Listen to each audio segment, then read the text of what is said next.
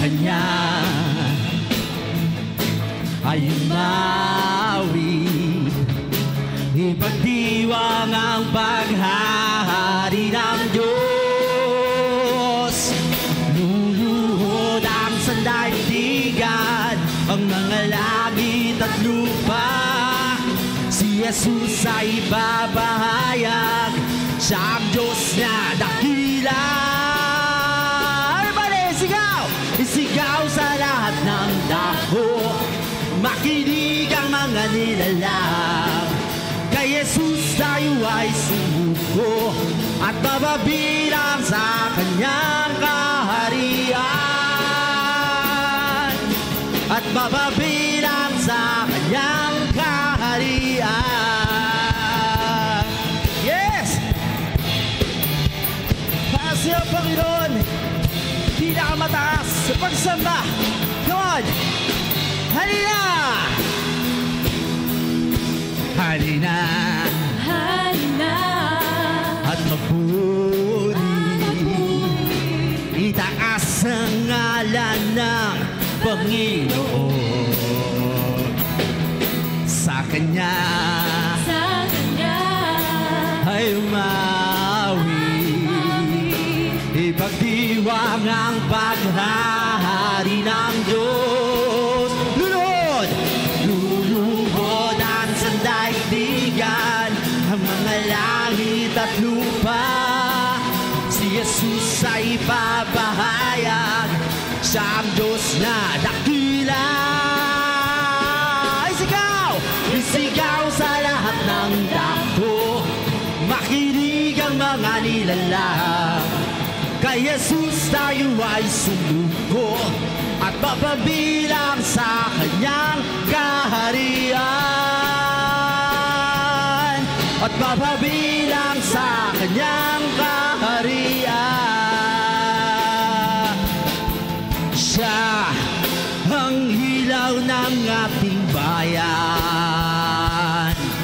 ang tubig at tinapay ng buhay. Ang Diyos ng Pilipinas ay ang Diyos na nagliligtas, ang magpawalang hanggang Panginoon. Halina, Halina! at magpuri, itaas ang ngalan ng Panginoon. Sa Kanya ay umawi, ipagdiwang ang paghahari ng Diyos.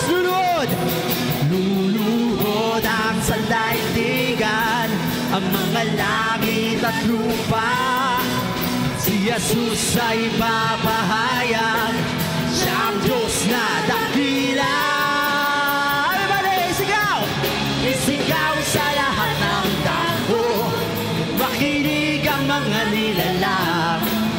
Kay Jesus tayo ay sumuko at mababilang sa kanyang kaharian. At mababilang sa kanyang kaharian. At mababilang sa kanyang kaharian. Malaya tayong kikilos, malaya tayong sasamba sa ating Panginoon. Come on, let's celebrate our freedom!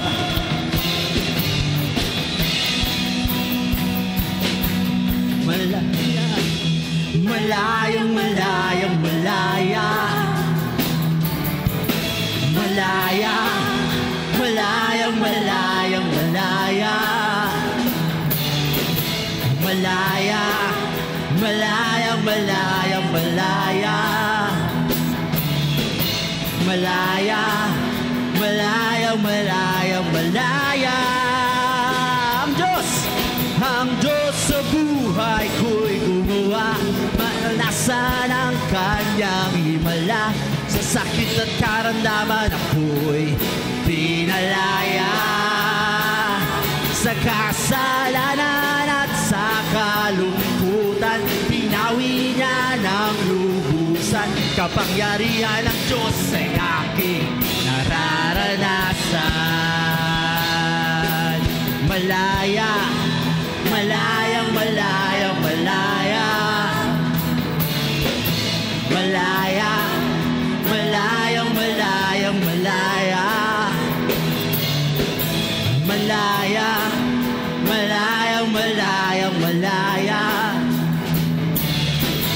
Malaya, malayang malayang malaya. Ang Diyos sa buhay ko'y gumawa, naranasan ang kanyang himala. Sa sakit at karamdaman ako'y pinalaya. Sa kasalanan at sa kalungkutan, pinawi niya ng lubusan. Kapangyarihan ng Diyos ay aking nararanasan. Everybody sing! Malaya! Malayang sumigaw! Woo!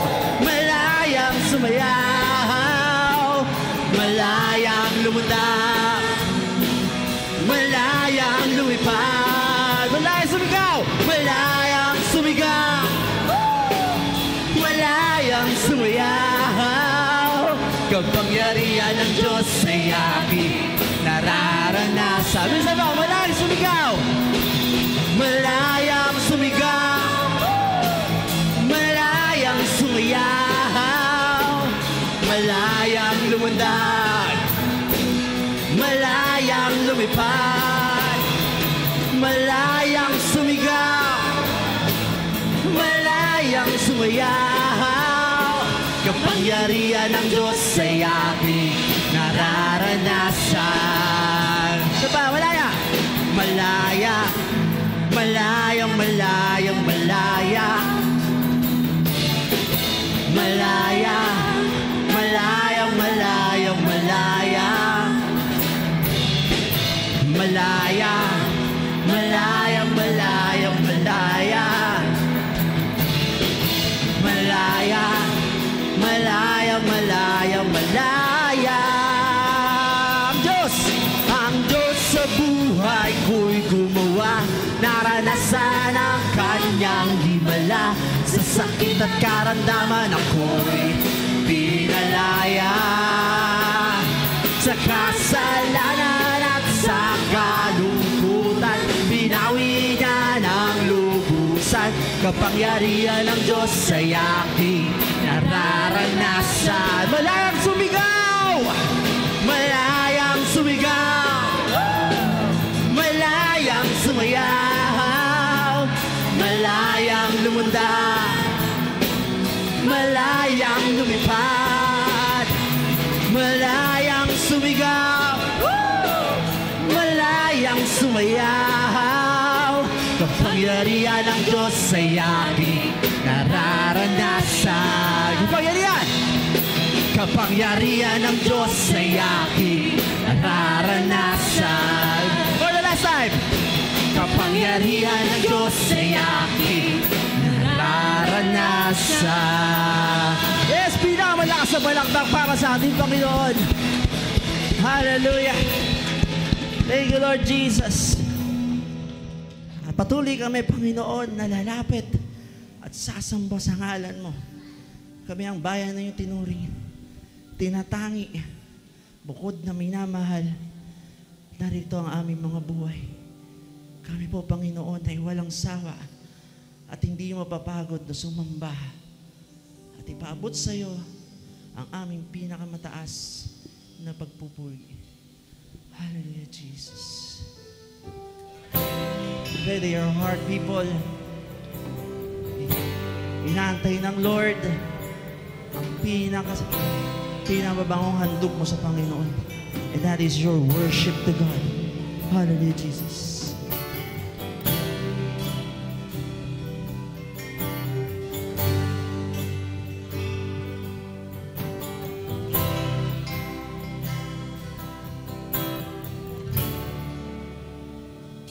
Siyang tanging Diyos, may gawa ng lahat ng mabuti. ang lahat ng nilikha mo'y sumasamba sa'yo. Ang aming baya'y pinupuri ka, idinataas, dinadakila. Ang aming puso ay isang humaawit sa'yo. Mapalad ang bayan na iyong ibinukod, mapalad ang bansang sa'yo lamang sumusunod. Maghari ka't manahan sa aming pagpupuri, ikaw lang, O Diyos.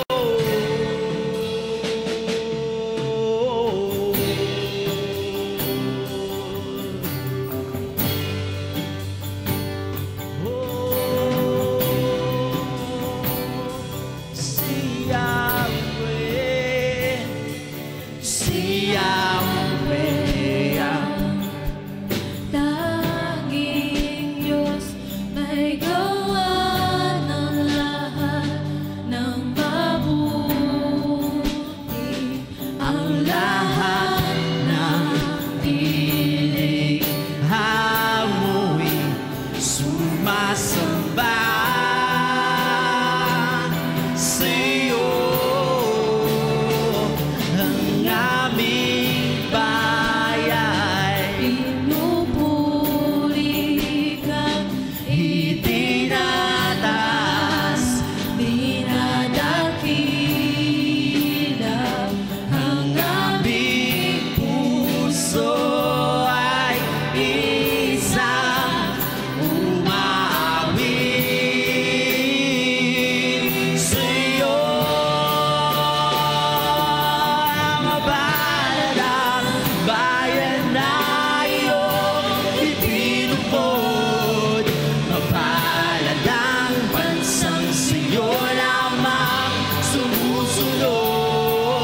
Maghari ka't manahan sa aming pagpupuri, ikaw lang, O Diyos. Mapalad ang bayan na iyong ibinukod, mapalad ang bansang sa'yo lamang sumusunod. Maghari ka, manahan sa aming pagpupuri, ikaw lang, O Diyos. Ikaw lang, O Diyos. Come on, we lift up our voice. Hallelujah.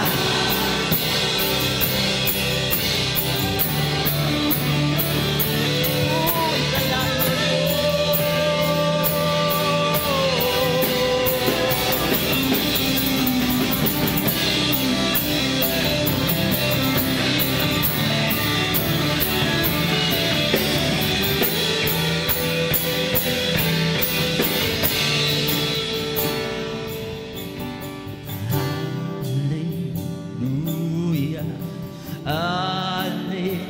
Hallelujah. Pinupuri ka namin. Hallelujah, Hallelujah. Pinupuri ka namin. Sing. Hallelujah, Hallelujah.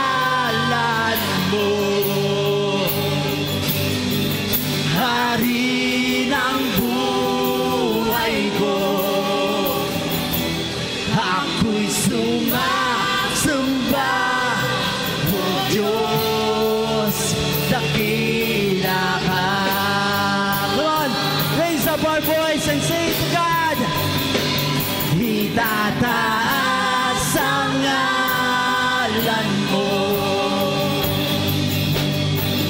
Hari ng buhay ko. Ako'y sumasamba, O Diyos, dakila ka. Come on, shout it out! Itataas ang ngalan mo, Panginoon! Itataas ang ngalan mo, Hari ng buhay ko. Ako'y sumasamba, O Diyos, dakila ka. Say to the Lord, dakila ka. Dakila ka, Panginoon. Dakila ka. Lahat ay awitan ka. Pagkat dakila ka, O Diyos, dakila ka. Come on, worship God like never before. Sing, dakila ka. Dakila ka. Lahat ay awitan ka. Pagkat dakila ka, O Diyos, dakila ka. Say it all of your heart, all your voices. Sing to the Lord, dakila ka. Dakila ka. Yes, Lord. Lahat ay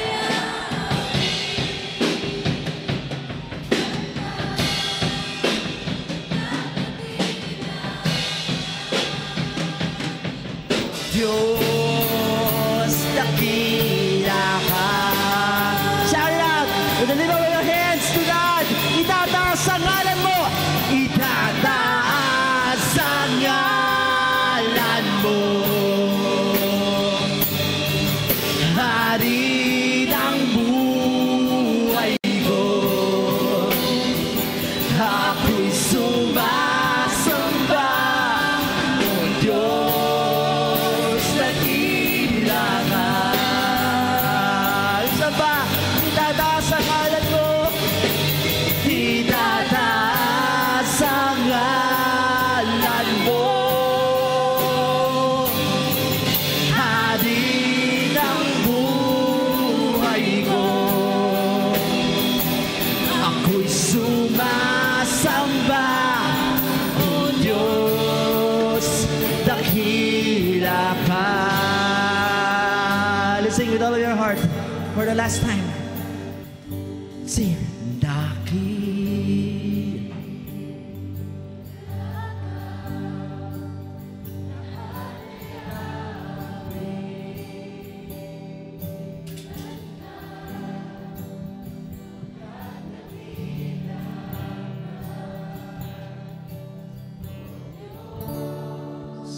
Dakila ka.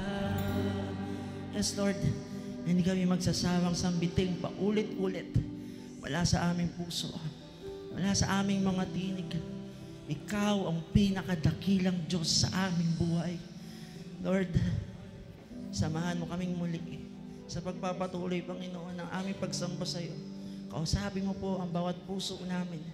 I-ready mo po kami, Panginoon, sa mga bagay na ibababa mo po sa amin. Tulungan mo kami, Banal na Espiritu, na maangkin lahat ng salita na ibibigay mo po sa bawat isa. We love you, Lord. And this is our praises, our worship to you, Lord. In Jesus' name we pray, and everybody say amen. Come on, pinakamalakas na palakpak para sa Diyos. Good morning po, Life Giver Binyan. Amen. So, grabe. Alright, ilan po rito excited sa oras na to? Amen. I felt like parang isang taon po akong hindi nag-preach. Sobrang tagal, okay? Hindi ko alam kung na-miss nyo po ako. Sana kahit papaano. Alright, kasi kung hindi naman, okay naman po, okay? Yan. Yan, thank you po. At least si Mama Lee, okay. So, yun. Thank you so much. At least may isa, mabuti salamat sa Panginoon. Okay. Joke lang po. Alright. So, August na po ngayon, tama ba? And of course, di ba, month of August, we are celebrating our 10th year anniversary. Grabe. So, excited na po tayo, di ba? And can you imagine, may nag-chat po sa akin. Okay, they were from Quezon City. Okay, ibang church po sila. Pero you know what, sa ngayon po, nagbilang sila, nasa 80 na raw po yung a-attend sa kanila. Alright, at magre-rent pa sila ng bus just to attend. Bakit? Tinanong ko bakit? Ba't ganun kayo kadamit, ganun ka-committed? Kasi they do believe doon sa team, okay, that God is able. Naniniwala daw talaga sila that God is able, may gagawin si Lord. Amen? Diba? Can you imagine, diba, taga-ibang church ito, sobrang layo nila, but they believe that God is able, may gagawin si Lord. Kaya nga hinakot nila yung mga members nila para makarating doon. So how much more tayo rin? Tama ba? So kung sila naniniwala na may gagawin si Lord doon sa event na tayo mismo yung naggumawa, dapat tayo mas lalong naniniwala tayo na may gagawin si Lord. Amen? Kaya nga kung naniniwala ka, diba, hindi to usapin na para mapuno natin, pero ayaw nating mamiss sana ng bawat isa kung ano yung gagawin ni Lord. So don't just bring yourself, bring a family, bring a friend, bring everyone na kaya mong dalhin doon. Bakit? Because naniniwala talaga tayo, ang declaration natin, God is able to do everything that every attendance needed on that day. Amen? Kung ano kailangan, kung ano yung bagay, di ba, na talagang kailangan ng tao na a-attend on that day, God is able to do it. God is able to bless them. God is able to heal them. God is able to do greater things. Amen? Ilan dito naniniwala doon? Amen? Kaya nga sana, di ba, ikaw nakikipag-unahan ka na dali ng sarili mo, amen, at dali ng ibang tao, lalo pamilya mo kasi may gagawin si Lord. Amen? Can you imagine, sino nag-aakala, di ba, na tayo isang simbahan na nasa sulok lang way back 2015, na hindi kilala, maliit lang, tama ba? Okay, pero ngayon ay ginagamit ni Lord para maggawa ng isang malaking gawain para sa Panginoon. Amen? Di ba? Truly God is able. Kaya ni Lord yung maliit palakihin. Kaya ni Lord yung nobody gawing somebody. Kaya ni Lord i-promote ang kahit na sino man, basta tama ang puso sa harapan niya. At kaya ni Lord pagpalain ang kahit na sino, regardless kung sila ay may kakayanan o wala. Amen? Amen? Palakpakan natin ang Panginoon. Thank you, Jesus. Let's pray po. Lord, samahan mo kami in this message, in this preaching of your word. I pray bawat isa po ay makapakarinig. Walang limitation, walang barrier. Tanggalin mo lahat ng hadlang sa puso namin para hindi makapenetrate ang word mo. Both sa mga taong nandito ngayon, even virtual, I pray na yung salita mo ay maging double-edged sword na tumama ito sa buhay namin, baguhin kami nito, i-align kami nito sa kalooban mo, iayos, Panginoon, ang aming pamamaraan ng pag-iisip, ang aming pamamaraan ng pamumuhay, and I pray, Lord God, na mag-glorify ka, Panginoon, sa lahat ng mangyayari throughout this preaching, O God. We surrender to you everything. Touch us, change us, O God. In Jesus' name, Amen. Malakas uli na palakpak para sa Panginoon. So ngayong umagang ito, okay, diba, this is the second session and grabe po ginawa ni Lord kanina sa first session. Ilan dito naniniwala kakausapin din kayo ng Panginoon? Amen. So our topic for this session is about fruitfulness or fruitlessness. Yan. Tingnan mo nga katabi mo, mukha ba siyang mabunga? O mukha siyang maboka? Alright? Diba? So maraming tao mabunga, pero iba naman ay mabunga nga lang sila. Alright? So yun eh. But I wanna tell you, okay, life is about fruitfulness. Alright? Okay? John 15 verse 16, ang sabi po ng Bible, you did not choose me, but I chose you. And appointed you so that you might go and bear fruit that will last. Grabe, ang ganda ng verse. Diba? Okay, isn't it encouraging to know na tayo pala ay nilikha, tayo pala ay tinawag, tayo pala, okay, ay in-intention ni Lord para magkaroon ng isang buhay na mabunga. Fruitfulness is the plan of God for your life. Okay? Fruitfulness is the intention of God. Sabi niya, hindi actually ikaw ang pumili. Ako ang pumili sa'yo para gawin kang mabunga. Ako actually ang nagtalaga sa'yo para maging mabunga yung buhay mo. So meaning, bawat isa sa atin na naririto ngayon, it is not really impossible for you to have a fruitful life. Hindi imposible yan, regardless na kung ano buhay mo, saan ka galing, regardless na kung anong family background meron ka, regardless na kung anong mga nangyari in the past, hindi imposible na maging mabunga ka because walang sino man. Okay, di ba? Because si Lord mismo ang may kagustuhan na gawin kang mabunga. Alright? Kaya I wanna tell you, you can be fruitful. Okay? I want you to look at this picture and I know most likely majority of you know this man. Ilan dito, meron bang hindi nakakakilala dito kay Michael Jackson? Gusto niyo ng sample? Okay? Tatawag ako ng iba, hindi ako. Alright? Diba? Kasi Michael Jackson eh. Okay, pag... Alright? So Michael Jackson actually his career was filled with and marked with immense success and numerous achievements. Kung may isang tao na punong-puno ang buhay ng tagumpay, very well decorated, okay, Michael Jackson po yun. He was widely regarded as the most influential entertainer of all time. Okay? Wala pa halos nakaka-break ng mga records na naabot niya. Holding multiple Guinness World Records, selling about 500 million records all around the world. Okay, earning numerous awards including 13 Grammy Awards. At yung album niya na Thriller, okay, is considered the best-selling album in history. Okay, at si Michael Jackson lang naman po was inducted in the Rock and Roll Hall of Fame twice. Grabe, can you imagine 2 beses kang Hall of Famer? Tindi nito. Okay? He had an estimated earnings of $4.2 billion due to his best-selling record. Okay? At yung accumulated na nabenta, okay, na record niya ay umabot ng 750 million. Grabe. Okay? But do you know na nung araw na namatay si Michael Jackson, though napakatindi ng kanyang fame, napakatindi at napakalaki ng accumulated wealth na nakuha niya through selling, okay, through concert at kung ano-ano pa, 4.2 billion. Okay, pero nung araw na namatay si Michael Jackson, alright, he had around $500 million na utang. Paano nangyari? Nang isang sikat, pinakamayaman, okay, at pinakamaraming naibenta, at malaking-malaki, umabot ng $4.2 billion ang kinita, ay nung namatay, ay meron pang utang na $500 million. Michael Jackson's life was very successful. He was the most successful celebrity, singer, and entertainer, but despite of his successful career, his life ended empty. And his life were filled with fruitlessness. Okay? On the other hand, I want you to look at this picture. Okay, probably hindi nyo po siya kilala. Alright, but he is Billy Graham. Okay, Billy Graham po ay isang napakalupit at napakatindi. He was an incredibly influential American evangelist with a wide range of accomplishments. Okay?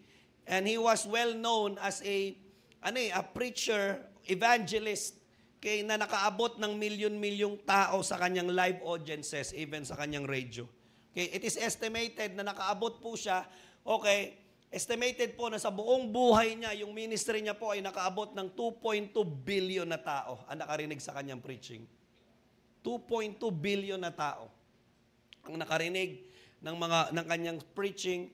250 million estimated number of people na nakarinig ng kanyang live event, yun sa kanyang crusade. Doon sa live mismong siya mismo, hindi virtual, okay, hindi rin radyo o TV, pero yung live, alright, na mga crusade, 250 million yung naabot. And 2.2 million estimated number of people sa kanyang crusade ang nag-respond sa invitation na tanggapin ng Panginoon at maglingkod sa Panginoon. Grabe po yun. Grabe yung impact. 185 estimated nations and country na kanyang inikot, hindi para, alam mo yun, enjoyin at tingnan ng magagandang lugar, kundi para magmisyon at ipakilala si Jesus sa mga tao. And sa loob ng 66 years, yung kanyang radio program na Hour of Decision ay na-broadcast. 66 years na mayagpag. Alright? Diba? Yung kanyang radio program na walang ibang goal kundi ipakilala ang tao, okay, papunta kay Jesus. Billy Graham's life was not very much successful compared to the life of Michael Jackson in terms of lifestyle, fame, possession. Sobrang layo. Okay? Michael Jackson was very successful, yet walang bunga. Pero you know what? Okay, on the other hand, Billy Graham's life, okay, hindi ganun ka-successful gaya ng kay Michael Jackson, pero yung buhay niya ay fruitful. Okay, PowerPoint po. I want you to know, being successful and being fruitful are two different things. Magkaiba po yan. Okay? Diba? May mga taong matagumpay, pero hindi naman mabunga ang buhay nila. You can be successful at something, yet still remain having fruitless life. Pwede po yun. Diba? Na feeling mo, ang ganda-ganda ng buhay mo at matagumpay ka, pero at the end of the day, yung compilation at summary ng buhay mo, wala palang bunga. Alright? I want you to know that God did not created us and called us just to become successful. God created us and God called us to be fruitful. Magkaibang bagay po yun. Sabi ng verse 16, you did not choose me, but I chose you and appointed you to go and bear much fruit. And fruit that will last. Okay? Diba? Ano kaibahan ng success? Yung success, diba, resulta noon ay mga panandalian lang na bagay. Pero yung fruitfulness ay isang bagay na pag naabot mo, magtatagal talaga. Okay? PowerPoint po, our calling and purpose in life is not just to be successful, but to be fruitful. Amen? Don't just aim to be successful, but aim to be fruitful. Ang daming tao, successful ang buhay, pero hindi naman fruitful ang buhay. Okay? Si Apostle Paul po, bago niya nakilala ang Panginoon, napaka-successful ng buhay niya. He was well decorated. At punong-puno ng success ang buhay niya in the worldly point of view. Testimony po ito ni Pablo, Philippians 3:5-6. Sabi niya, I am circumcised on the 8th day of the people of Israel, of the tribe of Benjamin. Okay? A Hebrew of Hebrews, as to the law, a Pharisee, as to zeal, a persecutor of the church, as to righteousness under the law, blameless. Alright, ito yung portfolio, ito yung credentials ni Paul. At pag ito yung credentials mo nung unang panahon, grabe yan, well-decorated yan. Ang taas niyan, may power, may authority, okay, para siyang politiko na makapangyarihan, na may pera. Alright, he was very successful sa paningin ng mundo. Okay? Apostle Paul's former life was well-decorated, yet still filled with fruitlessness. Hindi porket malaki na yung kinikita mo, that means fruitful ka na. Hindi porket mataas na ang title na meron ka, ibig sabihin fruitful ka na. Hindi porket marami ka na naipundar na material na bagay, fruitful ka na. Don't get me wrong, hindi ko sinasabing mali ang mga bagay na yan. Pero kung sinasabi ko lang, kung yan lang ang meron ka, then kulang. Okay? Hindi porket punong-puno ng awards, trophies, and medals, and certificates ang buhay mo at bahay mo, ibig sabihin nun, fruitful ka na. Ang daming tao na nabubuhay, di ba, that they had well-decorated ang buhay nila, pero at the end of the day, di ba, pag sinamarize nila yung buhay nila at pag tinanong sila, wala. Alright? Kasi lahat puro sa kanila. You may be successful sa field or career na meron ka ngayon, pero ang tanong ko, fruitful ka kaya? Fruitfulness is not an issue of how much money do you have and how many possessions have you acquired. Fruitfulness is not a matter of your position and standing in the society. Asan ka at ano yung tinutungtungan mo sa society. Fruitfulness is not about having so many titles, diplomas, certificates, about having so many awards, medals, and trophies. Fruitfulness ay hindi bilangan at paramihan ng mga bagay na nakuha mo, na abot mo, na ipasok mo at naidagdag mo sa buhay mo. Fruitfulness ay tungkol sa dami at laki ng impact ng mga bagay na nakuha mo at naabot mo papunta sa buhay ng iba, lalo na sa Panginoon. PowerPoint po, tinan nyo po ito. Success, okay, is about your personal achievements and accomplishments. Yung success ay tungkol yun sa ikaw. Ano naabot mo personally, anong narating mo, anong nakuha mo. Okay, but fruitfulness is about the impact of overall impact of all your personal achievements and accomplishments to God and to other people. Diba? Kasi kung yung success mo ay lahat tumama lang sa'yo at ikaw lang ang nakinabang dyan at hindi yan nagamit ng Diyos para ayusin, para pagandahin, tama ba, itama, ialay ng buhay ng iba, maniwala ka, baliwala yan. If your success doesn't give glory to God, then baliwala lahat ng yan. Kahit anong dami, kahit anong ganda, kahit anong taas ng achievements and accomplishment mo, kung ikaw lang ang nakinabang dyan, baliwala yan. It will never make your life fruitful. Yung impact po ng accomplishment ni Noah for building the ark ay hindi lang siya ang naligtas, kundi naligtas ang buong pamilya niya at na-preserve ang buong mundo. May impact sa iba, may impact sa Lord. Yung impact ng accomplishment ni David ay hindi lang sa kanya, kundi para yon sa expansion ng kingdom ng Israel noong time na yon. Yung impact ng panaginip at promotion ni Joseph ay hindi lang para sa kanya, kundi para sa preservation at salvation ng buong remnant ng Israel at para sa continuation ng fulfillment ng pangako ng Diyos kay Abraham. Yung impact ng kayamanan na acquire ni Lydia, ni Priscilla, and Aquila ay hindi lamang sila yung nakinabang para mabili nila yung gusto nila, kundi yung impact ng kayamanan na acquire nila ay nagamit nila para ma-expand ang kingdom ng Diyos at para masuportahan ang ministry ng mga man of God. That's fruitfulness. Fruitfulness ay isang buhay na napakinabangan at nagamit ng Diyos para bumago ng buhay ng iba, magligtas ng buhay ng iba, magtama ng buhay ng iba, magpagaling ng buhay ng iba, magayos ng buhay ng iba, at para, di ba, sa kaluwalhatian ng Diyos. Amen? May kusa pa po ba ako dito? PowerPoint po, fruitfulness ay tungkol sa isang buhay na nagamit ng Diyos para ipamalas ang kaluwalhatian ng Diyos sa buhay ng iba. Amen? Hello? Kaya nga po, that's the great difference between successful and being fruitful. Okay? Ano difference? In being successful, you don't need anyone. You don't even God. You don't even need God. Yes. Kaya kong maging matagumpay kahit walang Diyos. Yes, ang daming tao sa labas. Ang mga Japanese po, okay, di ba? Even nagpunta kami sa Singapore, yung mga Singaporean po, ang yayaman po nila. Successful ang business nila, matagumpay sila sa buhay, but they don't believe in God. You don't need God to have money. You don't need God to run your business. Kahit ikaw mag-isa, magsumikap ka, kaya mong yumaman. You don't need anyone to be successful. But to be fruitful, you need God. Okay? Magkaiba yung success. Successful at fruitful. Kasi yung successful, ikaw ang nagtatamasa, nakikinabang sa lahat ng bagay na meron ka. Pero yung fruitful, pinakinabangan ng Diyos yung buhay mo. Nagamit ng Diyos yung tagumpay mo at lahat ng bagay na meron ka. Amen? Ulitin ko, in being successful, you don't need anyone. But in being fruitful, you need God. Kaya nga po, PowerPoint, without God, you may have a successful life, but you cannot have a fruitful life. Ang daming tao sa labas, mayaman, matagumpay, daming naabot, nararating ang lahat, nakukuha lahat, nabibili lahat. Pero yet, still, di ba, napaka-empty ng buhay nila. So what do I need to do right now to have a fruitful life? Ano ba kailangan kong gawin para maging mabunga yung buhay ko? Okay, John 15, 1-7.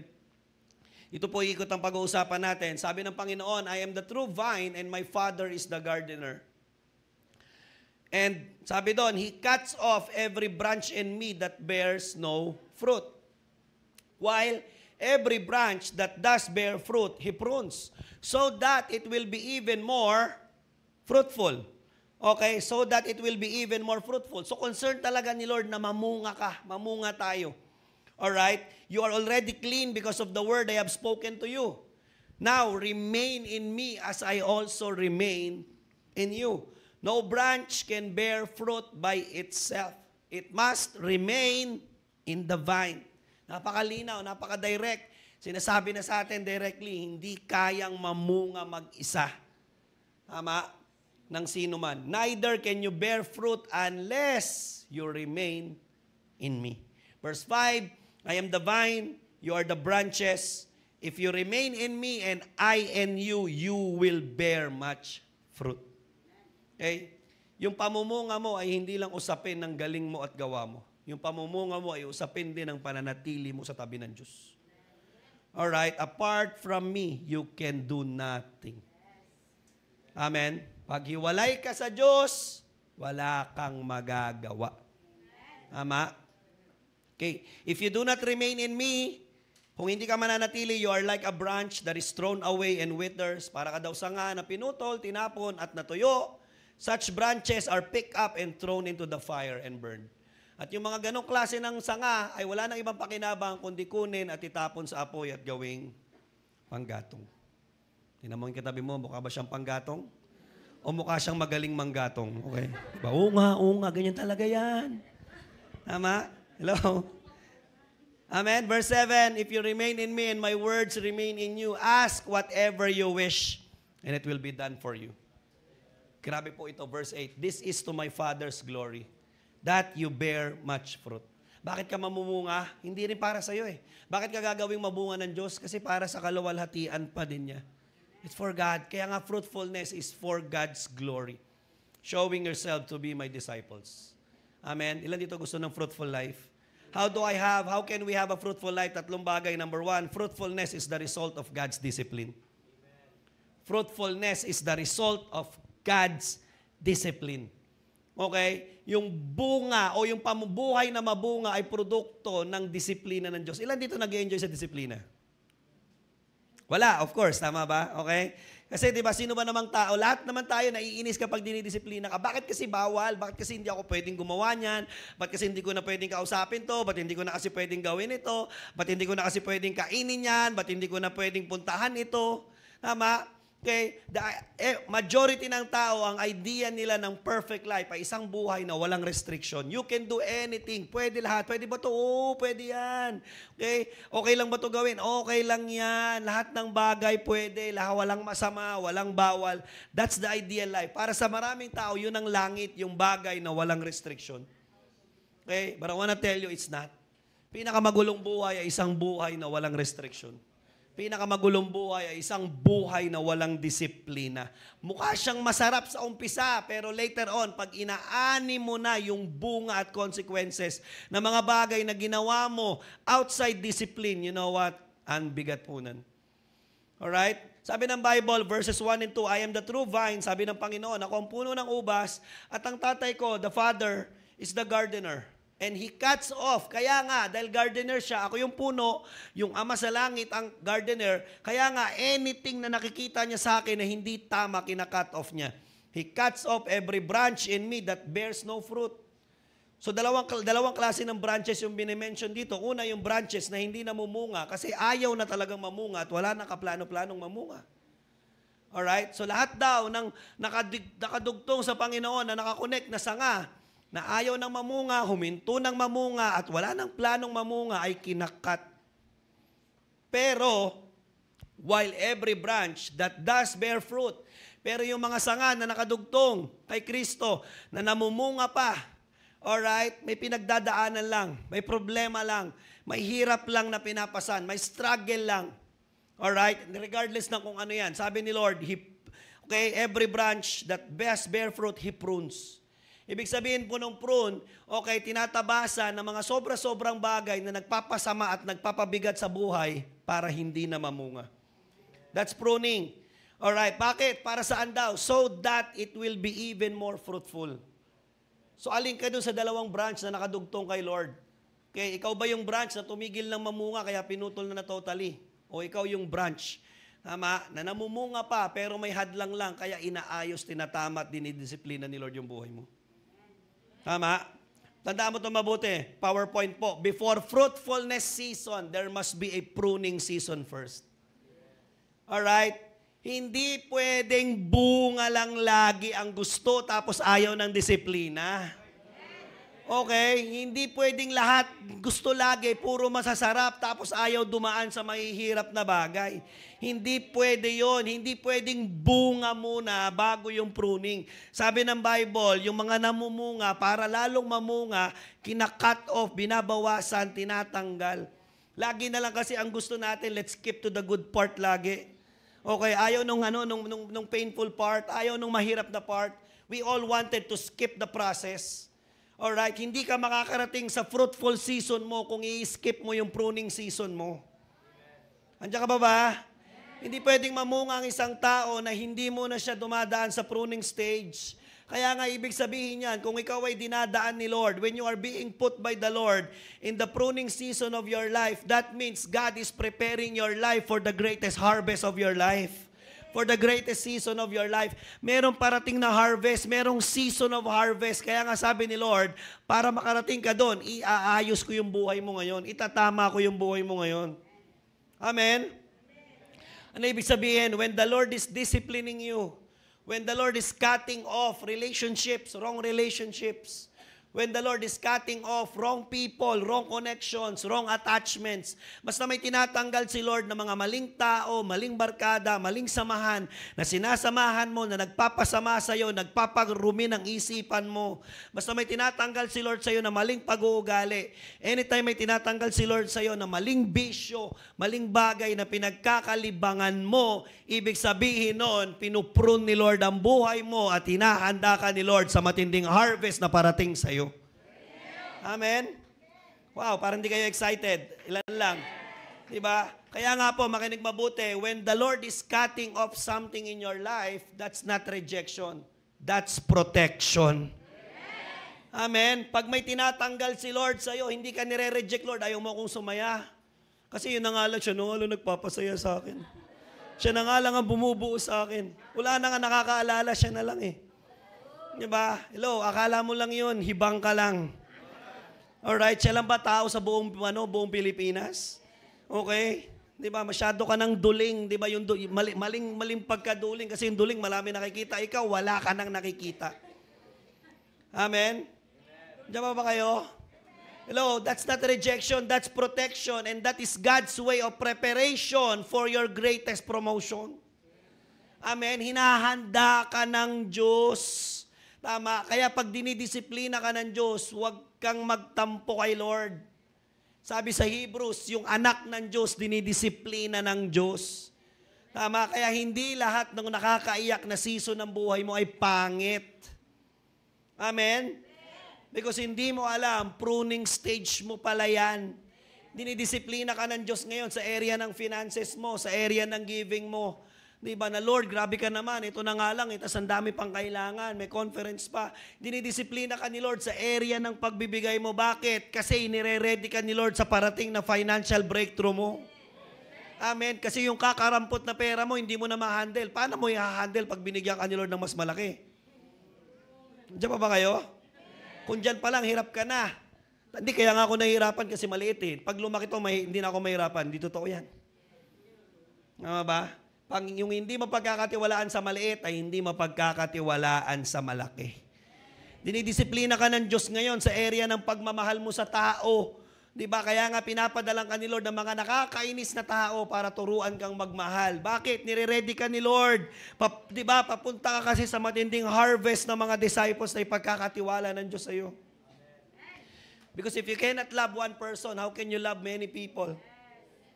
Di ba? Kung yung one-on-one mo nga, hindi mo ma-disciple, paano mo i-disciple yung life group? Paano mo i-disciple yung Satellite? Dinidisiplina ka ni Lord ngayon sa area ng submission mo because preparation mo yan sa greatest, preparation mo yan sa leadership and promotion mo. Andiyan ba kayo? Dinidisiplina ka ngayon ng Diyos sa area ng commitment and responsibility mo because preparation niya ng Diyos papunta sa mas malaking bagay na ipagkakatiwala niya sa iyo. Wilderness first bago ang promised land. Amen? Kasi gusto natin lagi promised land na agad. Tama? Hello, hindi pwede. Bago dali ng Diyos ang Israel sa promised land, dinaan muna sila sa wilderness. Tama? Bakit? Para i-prune sila, para i-test yung character and faith nila. Bago dali ng Lord si David sa trono, hinasa at hinubog muna siya ni Lord sa wilderness. Kung hindi nang galing at hindi nag-training at hindi dinaan ni Lord si David sa wilderness, di niya tatalo ni si Goliath. Amen? Hello? Kaya ang daming Goliath sa buhay natin ngayon na hindi mo matalo-talo. Bakit? Ini-skip mo kasi yung process ng discipline ni Lord sa'yo. Ini-skip mo kasi yung pruning part na dapat nung pinuprune ka ni Lord, tinakbuhan mo, tinakasan mo, sana may natutunan ka doon. Sana may growth ka nakuha doon. Sana may strength ka nakuha doon na baon mo papunta ron sa malaking laban na haharapin mo. Na yung laban na yun, ang pintuan papasok sa matinding promotion mo. After talunin ni David si Goliath yung higante, anong kasunod? Higanting promotion. Tama? Kung hindi dinaan ng Diyos si David sa wilderness, hindi rin niya tatalunin si King Saul. At hindi niya mararating ang pinakamataas na posisyon sa Israel bilang hari.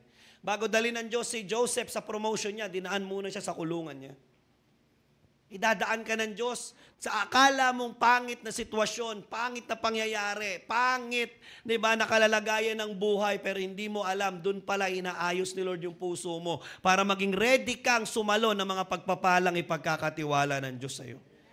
Kaya hindi lahat ng masasakit at mahirap na pinagdadaanan mo ay parusa. Di ba? Yung iba, paghahanda ng Diyos sa iyo.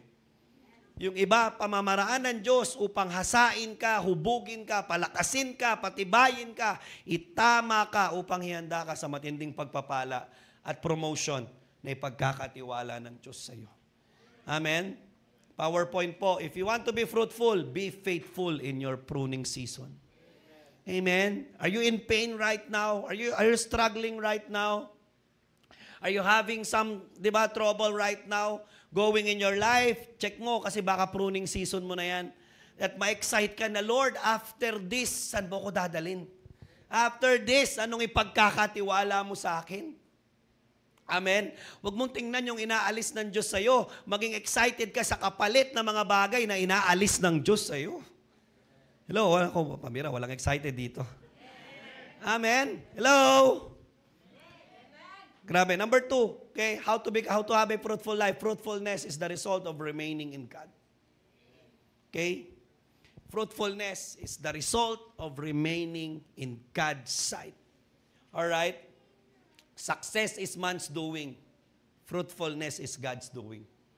Again, you can be successful without God, but you can never be fruitful without God. Amen? Kaya mo maging matagumpay. Ang daming taong matagumpay na wala ang Diyos. Okay? Pero hindi kailanman magiging makulay, mabunga, mapayapa, at makahulugan ang buhay nila. You will never be fruitful without God. Verse 3, sabi po ng Bible, you are already clean because of the word I have spoken to you.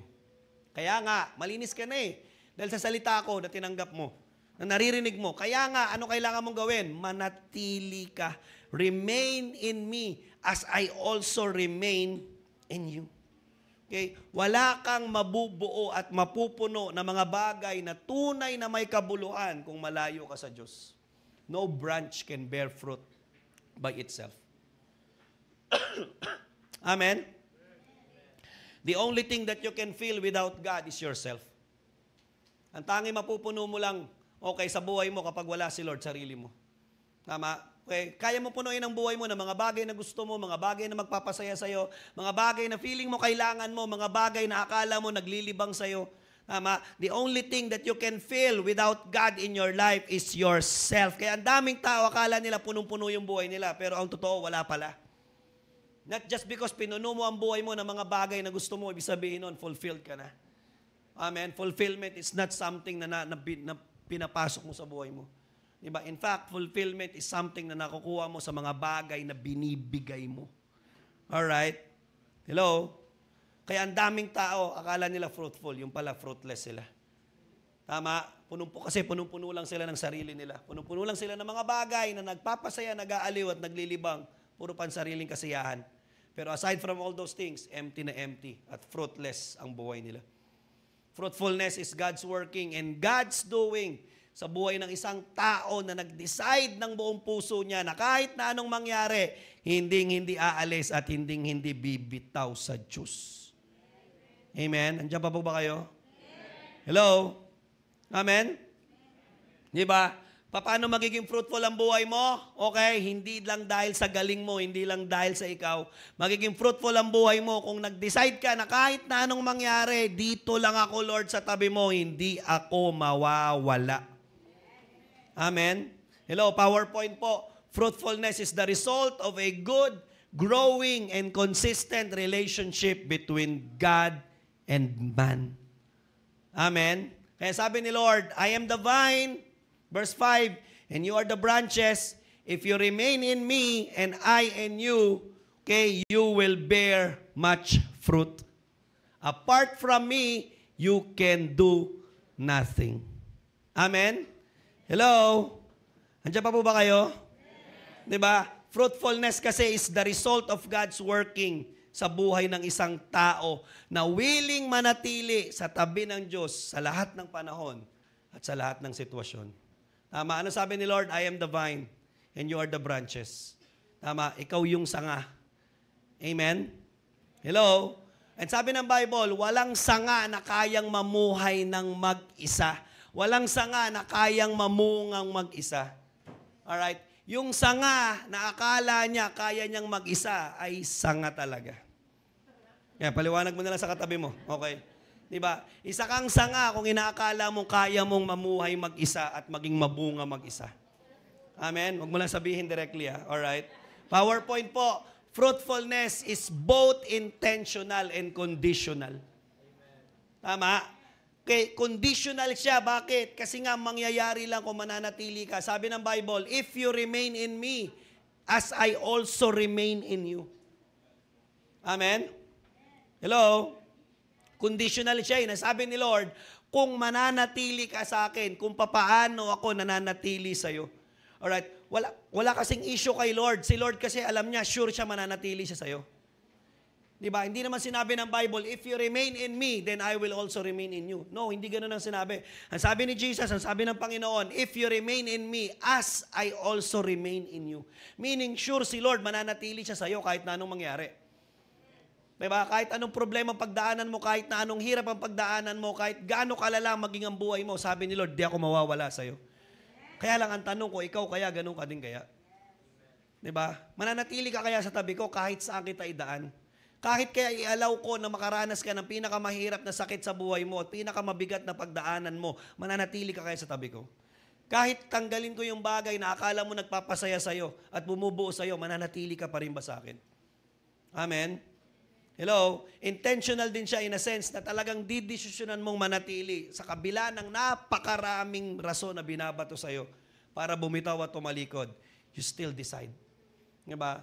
Kaya nga po, totoo lang po, okay, fruitfulness ay resulta din ng decision mong manatili sa tabi ni Lord. Kahit pa anong mangyari. Tama? Intentional siya eh.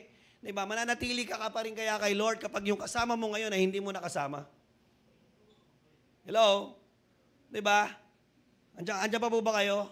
Okay. Fruitfulness ay decision mong manatili kay Lord kahit pa. Tama ba? Yung mga una mong kasama ay ayaw na magpatuloy. Pero ako, Lord, I decide I will stay. Tama? Masayang marami tayo. Tama? Pero hindi sa lahat ng panahon, marami kang kasabay sa pagsunod at paglapit mo kay Lord. Pag mag-isa ka na lang na lumalapit kay Lord, lalapit ka pa rin kaya? O hihinto ka na rin pag huminto yung iba? Tama? Kaya maraming tao humintong maging mabunga ang buhay nila. Bakit? Binase nila yung paglapit nila kay Lord sa kasama nila.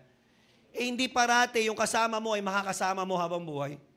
Tama ba? May kanya-kanya tayong pagdadaanan sa buhay. May kanya-kanya tayong mga struggle na haharapin sa buhay. At may pagkakataon, maganda sana kung lahat tayo sabay-sabay. Tama? Okay, nung pumunta ako sa church at nakilala ko si Lord, ang dami kong kasama, ang dami kong barkada, pero isa-isa silang nawala. Tama? But you know what? Naintindihan ko kasi that my fruitfulness and, di ba, yung pagganda ng buhay ko ay hindi nakadepende sa barkadahan lang namin. Sa barkadahan, magandang sama-sama kayo. Pero sa fruitfulness ng buhay mo, dapat kahit ikaw lang mag-isa, intentional ka. Amen? PowerPoint po, if you want to be fruitful, be faithful, and remain in God's side at all times. Amen? Hello? Hindi lahat pipiliin si Lord, pero sana ikaw, piliin mo si Lord. Amen. Hindi lahat pinipiliing manatili, pero ikaw, piliin mong manatili. Tama? Hello. Last, number 3. Tapos na po ako. How can we have a fruitful life? Number 3, fruitfulness is the result of submission to God's Word. Amen. Saan manggagaling ang mabungang buhay? Manggagaling ang mabungang buhay saan? Sa isang buhay na pinailalim ng todo sa salita ng Diyos. Alright? Verse 7, if you remain in me, and my words remain in you. Alright, conditional na naman siya. If, kung, mananatili ka sa akin, at kasabay nun, nanatili ka sa salita ko. Because remaining with God is one thing, okay, and remaining with God and His Word is another thing. Okay? Diba? Hindi ka lang, ang katibayan na ikaw ay tunay na nananatili kay Lord, ay nananatili ka sa salita niya. And you can ask whatever you wish and it will be done for you. What is God's word to you? Ano yung salita nila? How do you take God's word? Okay, do you take God's word lightly? Okay lang na meron, okay lang na wala. Alright? Is it just an ordinary word for you? Do you take God's word just like how you take other people's word? Pares lang. Okay? Hello? O baka nga mas binavalue mo pa ang salita sa tao kaysa salita ng Diyos. Amen. So ano ba role ng salita ng Diyos sa pagiging fruitful ng buhay natin? What is the role of God's word in our fruitfulness? Letter A, it cleanses us. Nililinis kasi tayo ng salita ni Lord. Alright? Tandaan nating mabuti that fruitfulness comes from cleanliness of life. Hindi kailanman magiging mabunga ang buhay ng isang tao kung marumi ang buhay niya. Sa success, di ba, okay lang na marumi at magulo buhay mo. Kasi di ba sa labas, ang dami namang mayaman, pero yumaman sila sa maruming paraan. Pwede yun.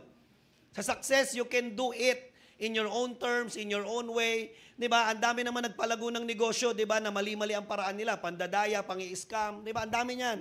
Sa success, okay, di ba, okay, sa pag-angat mo, sa tagumpay mo, sa pag-graduate mo, sa pag-abot mo ng medalya, sa pag-abot mo ng mga awards and trophies, pwede kang mandaya, pwede kang manloko. Success yun eh. But in fruitfulness, you cannot be fruitful at the same time. Marumi yung buhay mo. Hindi pwede yun. Verse 3, sabi ng Bible, you are already clean because of the word I have spoken to you. Ano trabaho ng word of God? Nililinis yung buhay mo. Okay? Kasi kailangang malinis muna ang buhay mo. Okay? Bago ka punuin ng pagpapala ng Diyos. PowerPoint po, before God blesses you, God needed first to cleanse you and change you. Diba? Because hindi magbubuhos ang Diyos na matinding pagpapala sa marumi at maling lalagyan. Ilan dito, pagkatapos, diba, ilan dito, okay lang sa inyo kumain kayo sa maruming plato? Ilan dito kumakain kayo sa maruming, yung isang linggo ng plato, di ba, hindi nyo inuhugasan, yung pa rin kinakainan nyo. Okay lang sa inyo yun, di ba? Ilan dito nagluluto kayo sa maruming kaldero? Meron ba? Okay? Baka naman meron, nahiya lang kayo umamin. Tama? Okay? Ilan dito, paborito nyo magsuot ng maruming damit? Yung hindi nilalaban, yun nga yung paborito nyo eh. Okay? Meron ba ganon? Wala, ayaw natin ng marumi. Hindi ka naglalagay ng malinis na bagay sa maruming bagay, maruming lalagyan. Lalo na rin si Lord. Di ba? Tandaan mo itong mabuti, God cannot bless you. Hindi kasi pwedeng magsama yung wrong thing tapos God thing. Hindi pwede yun. They cannot coexist. Wrong things and God thing. Hindi pwede. Sa success pwede yun. But God cannot bless you kung marumi at mali yung buhay mo. Hindi ko sinasabing kailangan perfect ka, but you need to allow God to change you first.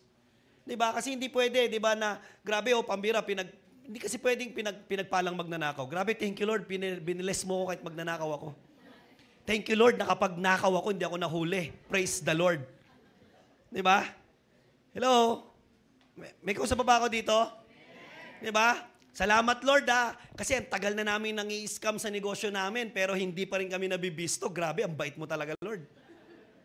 Diba? Hindi si Lord yun, ikaw yun. Tama? Andiyan ba kayo? Tama. Hindi pwedeng pagpalain ni Lord ang isang tao, 'di ba, sa kanyang maruming pamumuhay. Kaya ano trabaho ng salita ng Lord? Sa trabaho ng salita ng Diyos ay linisin ang buhay ng isang tao.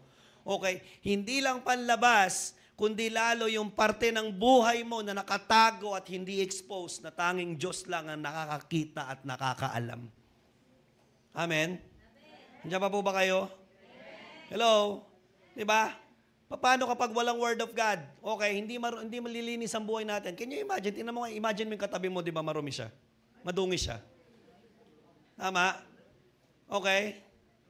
Imagine mo yung sarili mo, yung bata ka pa, di ba yung nasa kalsada ka, di ba nakahubad ka lang, tapos punong-puno ng, di ba yung kwintas mo libag?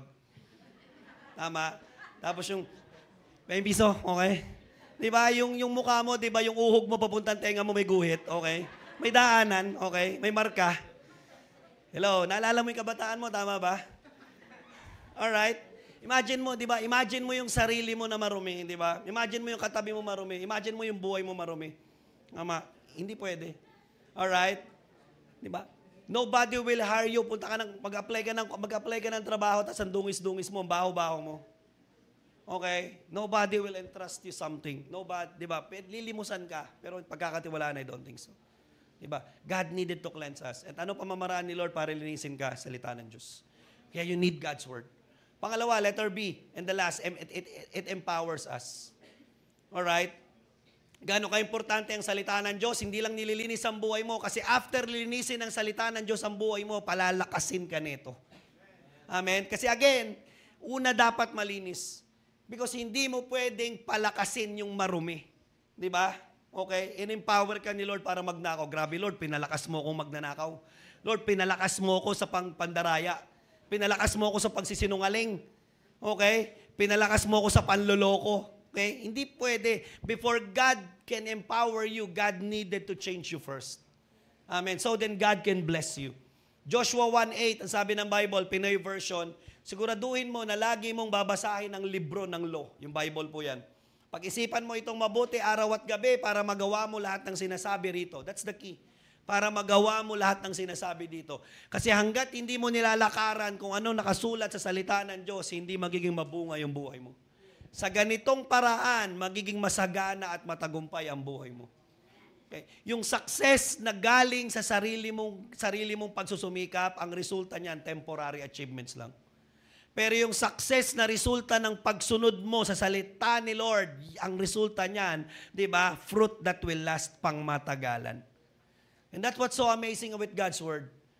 What's so amazing with God's Word is God's Word, PowerPoint po, God's Word will empower you to do things beyond what you know, beyond what you believe you cannot do, and beyond what you believe you do not have. Mga bagay na akala mo hindi mo kaya, mga bagay na akala mo wala ka, at mga bagay na akala mo hindi mangyayari. It is God's word that empowered Moses to lead the entire Israel, which he believed at first he cannot do. Nung tinawag ng Diyos si Moses para palayain ng Israel, hindi naman siya naniniwalang kaya niya, kaya nga ayaw niya, Lord, iba na lang padala mo. Pero kaya niya pala. It is God's word that empowered Ezekiel to bring back the valley of dry bones to life. Diba, Lord, imposible yan, pambira. Valley ng mga kalansay na bungo, hindi yan mabubuhay. Sa simbahan nga, ang daming mukhang kalansay at mukhang bungo, di ba? Ayaw namang mabuhay. Nakailang retreat na, nakailang conference na, patay pa din. Tama? Hello? Pero nabuhay because of God's word. It is God's word that empowered Abraham to leave Haran and go to the place that God told him to go, even though he did not know what kind of place is that.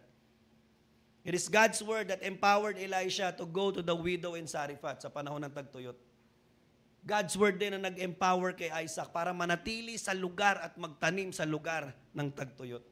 At pinayaman siya ng Diyos. It is God's word that empowered Peter to cast para maghagis ng lambat. Okay, even though alam niya dun sa lugar na yun, wala namang isda. It is God's word that empowered Peter to walk above the water. PowerPoint po, fruitfulness comes from submission and obedience to God's word. Amen. So mo maging mabunga yung buhay mo, pailalim mo yung buhay mo sa salita ng Diyos. Di ba? Hayaan mo yung buhay mo na lumakad. Diba? Dapat ang nagpapatakbo ng buhay mo salita ni Lord. Hindi kailanman magiging fruitful ang buhay ng isang taong malayo ang buhay sa salita ng Diyos. If hindi guided ng salita ng Diyos ang buhay mo, mahihirapan kang maging fruitful. Amen? Huwag kang lalayo sa salita ng Diyos. Amen? Pakisabi nga sa katabi mo, pandilatan mo. Okay, huwag kang lalayo sa salita ng Diyos. Okay? Kapag lumayo ka sa Word of God, pwede ka pa ding maging successful. Diba? Yes. Pag lumayo ka sa Word, pwede ka pa rin maging successful. Pero hindi ka na magiging fruitful. Okay. Ano difference ng successful pero hindi fruitful? Okay. Achiever ka pa rin sa school. Diba? Ang taas pa din ng grades mo, pero wala ka ng purpose. Diba? You're just doing everything for grades. Alright? Kumikita ka pa rin sa negosyo mo, sumasahod ka pa rin sa trabaho mo, pero wala ka ng purpose. Routine na lang yun.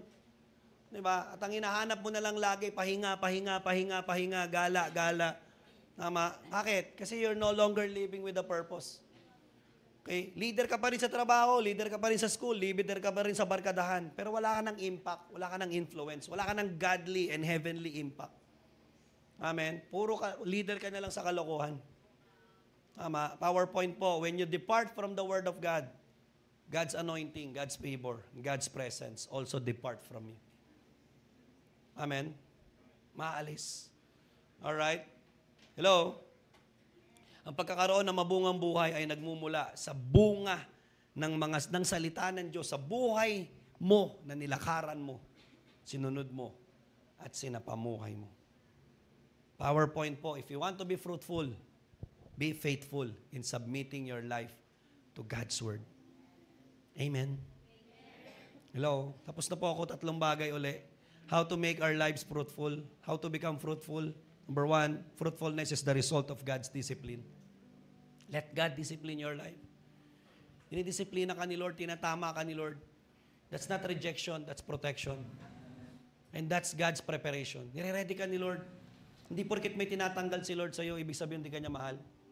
Yung tinatanggal ni Lord sa'yo ay sagabal para matanggap mo at maabot mo yung malaking bagay na hinahanda ng Diyos sa'yo.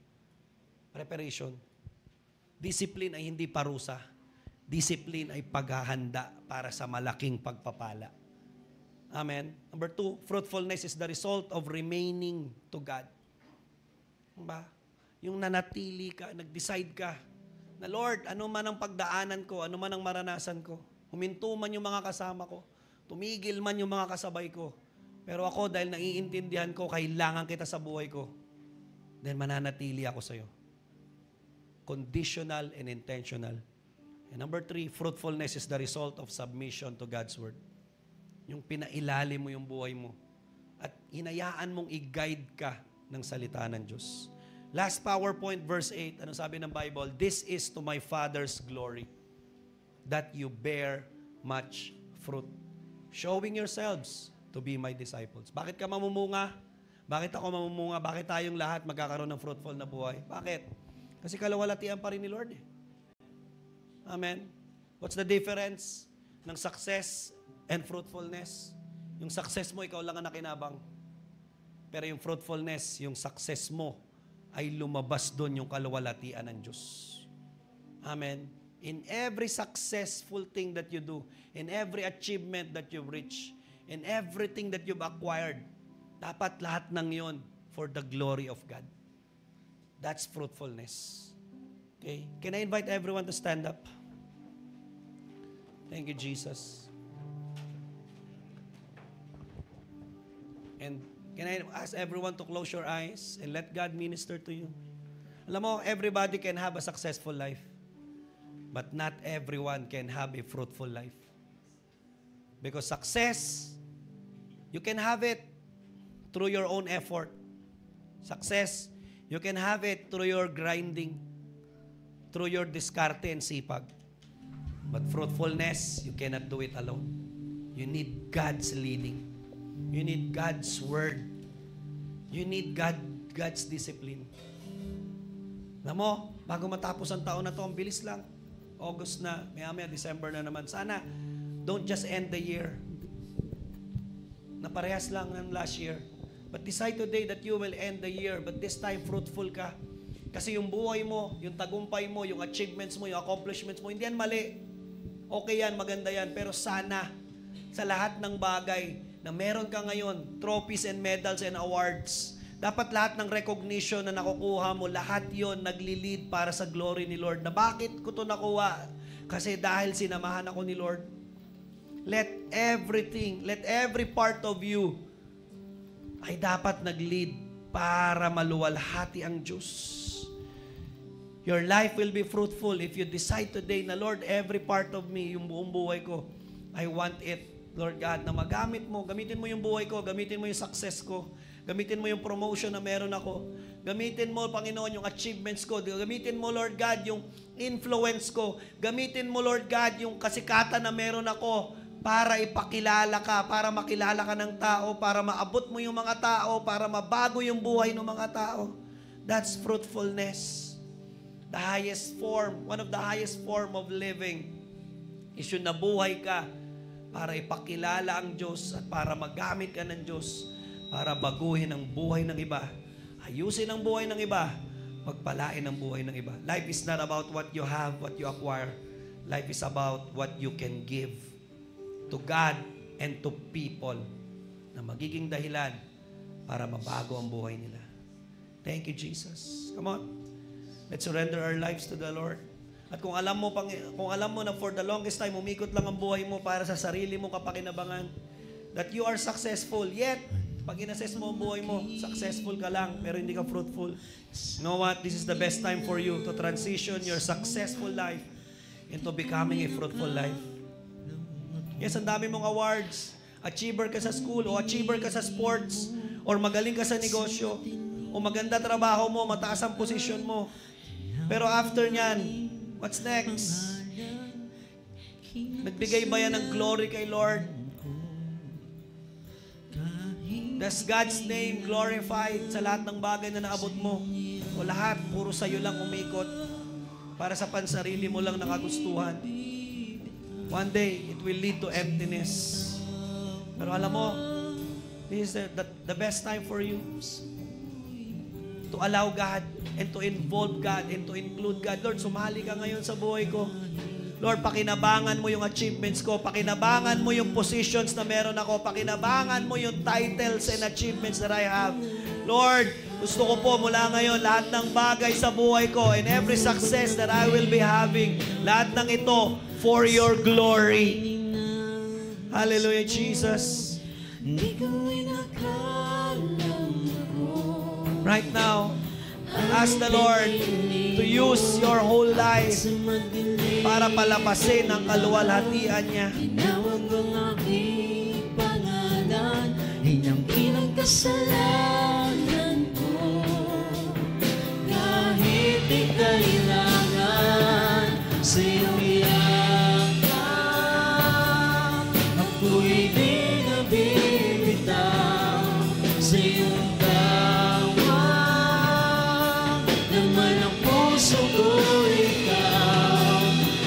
Ginawa mo ang lahat kahit di man ako tapat. Pag-ibig mo sa akin ay sapat. Ika'y paglilingkuran, di mo ako iniwan. Kahit ako ay hindi karapat-dapat. Come on, surrender. Surrender every part of your life to Jesus. Lord, lahat ng meron ako, gamitin mo. Walang kapantay. Everything that I have, Salamat, gamitin mo for your glory. Tinapos mo lahat. Ika'y paglilingkuran, di mo ako iniwan. Kahit ako ay hindi karapat-dapat. Pag-ibig mo ay tunay, ika'y walang kapantay. Salamat, O Jesus, tinapos mo lahat. You know what? Baka meron dito may pinagdadaanan kang mahirap na akala mo parusa yan. Pero I wanna tell you, nire-remind kang ngayon ng Diyos at sinasabi sa'yo, nak, preparation mo yan.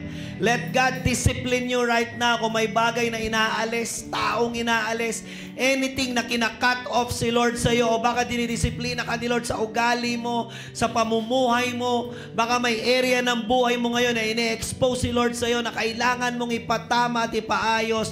Let God discipline you because God's discipline will lead to your fruitful life. Hayaan mo lang si Lord. Huwag kang tumingin sa bagay na inaalis ni Lord. Huwag kang tumingin at mag-focus sa masakit na bagay na hinahayaan ni Lord na daanan mo. Ang tingnan mo kung ano yung magandang plano ni Lord at kung gaano kalaki yung bagay na ipagkakatiwala ni Lord sa'yo after mong pagdaanan. That is just your pruning season. This is just your wilderness period. But after this comes the promised land. After this comes the harvest season of your life. Decide today that you will remain in God no matter what. At ngayon mag-decide ka na lalakad ka na nakapailalim ang buhay mo, that every decisions and every actions that you will made are all influenced by God's Word. Thank you, Jesus. Lord, salamat po sa salita mo ngayong umaga na, Lord, kami po talaga ay tinawag mo to have a fruitful life. Lord, our goal, our calling and purpose is not just to be successful in the eyes of man, but Lord, our calling and purpose is to be fruitful in your eyes. Mabungang buhay, isang buhay na nagamit para po sa kaluwalhatian mo. Isang buhay, Lord, na napakinabangan mo para magbago ng buhay ng iba, para mag-ayos ng buhay ng iba, para magtama, magpaganda at magpala ng buhay ng iba.